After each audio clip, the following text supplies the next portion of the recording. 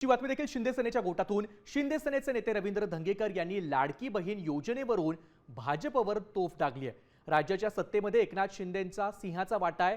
आर्थिक ताण असून देखील त्यांनी धाडसी निर्णय घेतले, पण भाजप कुरघोडी करतंय असं धंगेकरांनी म्हटलंय। रवींद्र धंगेकर सत्य बोलतायत अशी प्रतिक्रिया काँग्रेस नेते विजय वडेट्टीवारांनी दिली आहे।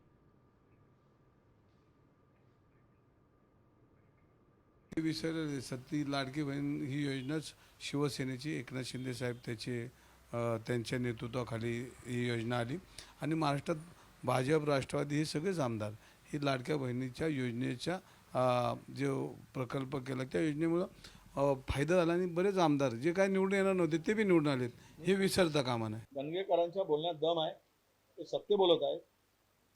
त्यावेळेस एकनाथ शिंदेनी तिजोरी खाली करून महाराष्ट्रातील जनतेला वाटलं जो येईल त्याला मुक्त हस्ते तिजोरी खुली केली। त्यामुळं भारतीय जनता पक्षाचे दिवस चांगले आले।